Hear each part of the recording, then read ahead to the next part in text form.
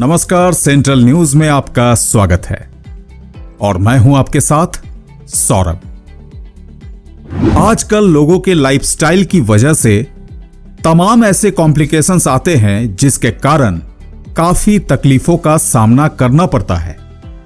Spinal problem, ortho issues हो या हो न्यूरो प्रॉब्लम, हर 10 में से कम 4 व्यक्ति कहीं ना कहीं इन तकलीफों से घिरा है और हर रोज उन्हें इसे फेस करना पड़ता है। कटिहार हरदयाल टॉकीज और दुर्गा स्थान चौक के बीच doctor Harsh Kumar ONS health care centre, जहां अत्याधुनिक मेडिकल इक्विपमेंट्स के सहारे बेहतरीन इलाज किया जाता है। डॉक्टर हर्ष कुमार का कहना है कि उनके हेल्थ केयर सेंटर में ऑर्थो, न्यूरो और स्पोर्ट्स के डिस्फंक्शन को काफी कम खर्च और समय में ट्रीट किया जाता है।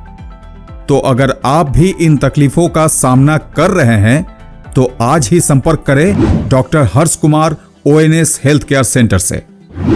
सर, ये कौन सी तकनीक है? इसको कहते हैं अल्ट्रासोनिक थेरेपी।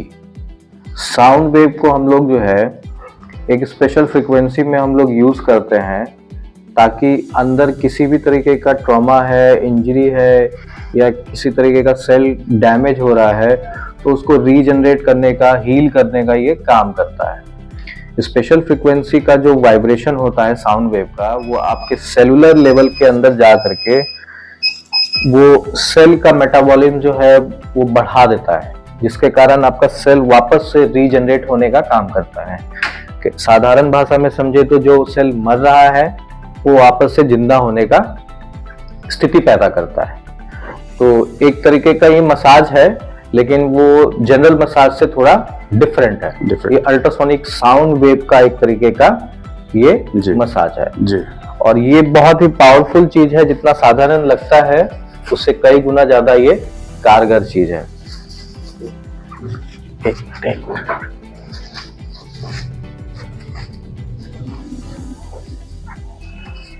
अलग अलग चीज के लिए हम लोग इसको यूज करते हैं, अलग अलग कंडीशन के लिए। जैसे कि किसी तरीके का लिगामेंट इंजरी है या किसी जॉइंट में सूजन है या मसल इंजरी है या स्लिप डिस्क में कभी कभी डिस्क बल्ज हो जाता है तो उसको भी हम लोग बल्ज को हील करने के लिए ये सब यूज करते हैं। सर, अपने इंस्टीट्यूशन में कौन कौन सा फैसिलिटीज अवेलेबल है? हमारे यहाँ बहुत तरीके का फैसिलिटीज अवेलेबल है। ये कंप्लीट एक रिहैबिलिटेशन सेंटर है जहाँ पे ortho, neuro and sports injury का कंप्लीट रिहैबिलिटेशन होता है जी। हमारे पास टेंस, इलेक्ट्रोथेरेपी में TENS, ultrasonic, infrared, laser, cupping और रोबोटिक थेरेपी। ये हमारा रोबोटिक थेरेपी होता है जिससे कि हम लोग पैरालिटिक हैंड को रिहैबिलिटेट करने का काम करते हैं।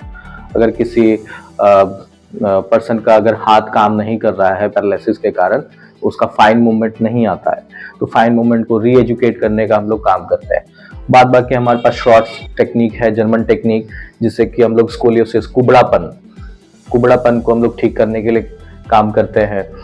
न्यूरो रिहैबिलिटेशन के लिए हमारे पास स्टैंडिंग फ्रेम है, साइकिल है, बाईसाइकिल, ट्रैक्शन है, जो स्पाइनल डिकम्प्रेशन के लिए हम लोग यूज करते हैं। स्पाइन के अंदर कभी नस का जो दबाव आता है, स्लिप डिस्क हो या शाइटिका हो, तो उसको नस के दबाव को हम लोग करेक्ट करने के लिए हम लोग यूज करते हैं। जैसे कि आप देख पाएंगे अंदर, यहाँ ये पेशेंट है हमारे, ये पैरालिटिक पेशेंट है।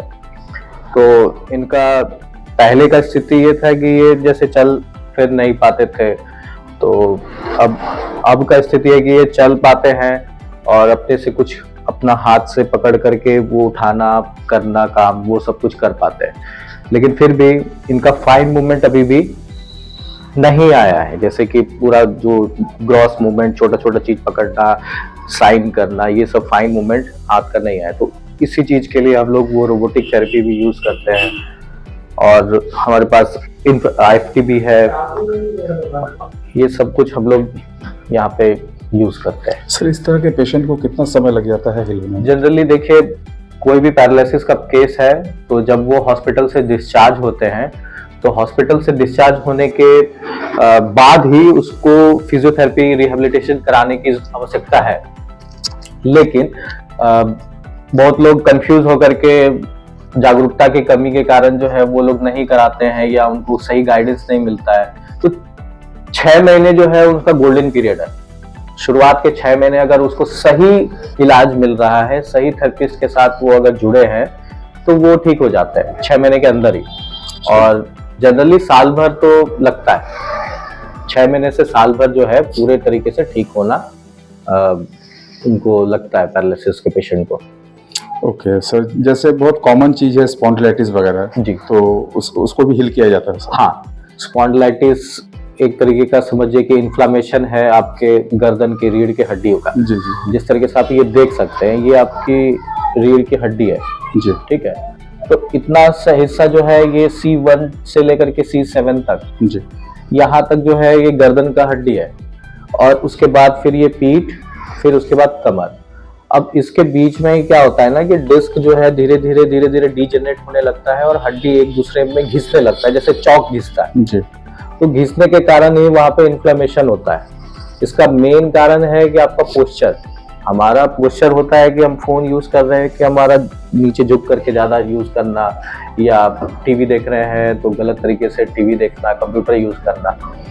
तो उन सब केसेस में भी हम लोग जो है थेरेपी देते हैं, जिसमें कि ट्रैक्शन दे करके उसका नस के दबाव को हम लोग कम करते हैं, उसके पोस्चर को ठीक करते हैं, दबाव को कम करके बाद बाकी हीलिंग के लिए हम लोग जितने वर्तमान समय में लोगों का लाइफस्टाइल ही सबसे बड़ा जिम्मेदार है। जी जी जी। वर्तमान समय में जितने भी तरीके के अभी मस्कुलोस्केलेटल दिक्कत है, यहाँ तक कि थायराइड, बीपी भी, वो लाइफस्टाइल डिजीज है। डिजीज है। खान पान और सही टाइम पे हमारा दिनचर्या जो है वो बैलेंस नहीं है, जिसके कारण ये सब दिक्कत लोगों को अब टाइम टू टाइम बढ़ते जा रहा है।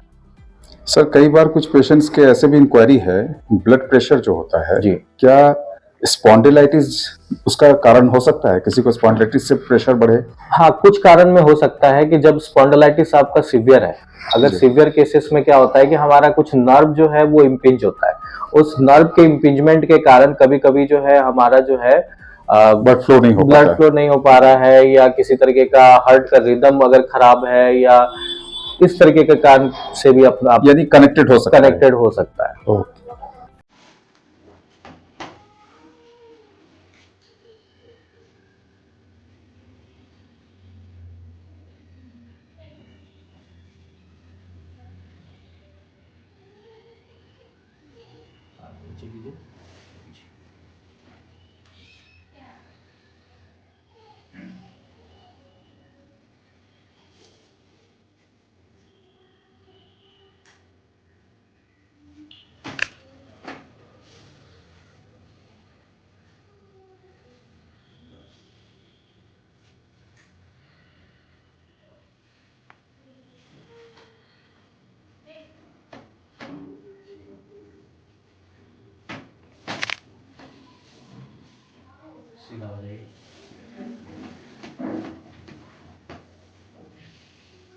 ऊपर आइए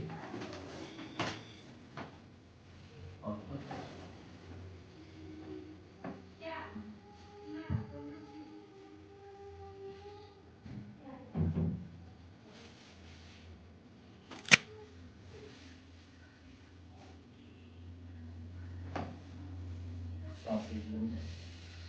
छोड़िए, नीचे चलिए।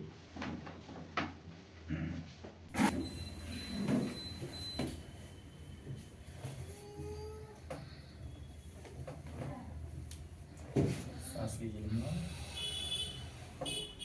छोड़िए।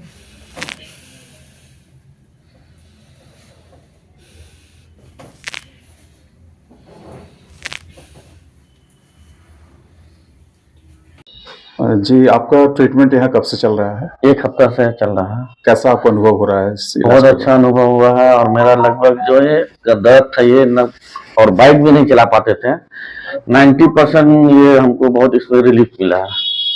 90% रिलीफ। और ये ट्रीटमेंट अभी लॉन्ग चलेगा आपका? नहीं, अब सर ही बताएंगे, और एक दो दिन का और है, उसके बाद खत्म हो जाएगा। लेकिन अभी हमको बहुत ताकत और इसका बहुत ज्यादा बेनिफिट मिला है।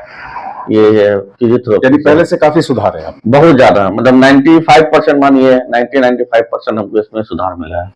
ओके, आप अपना परिचय दीजिए। मेरा मोहम्मद अजहरुद्दीन नाम है, घर ड्राइवर टोला।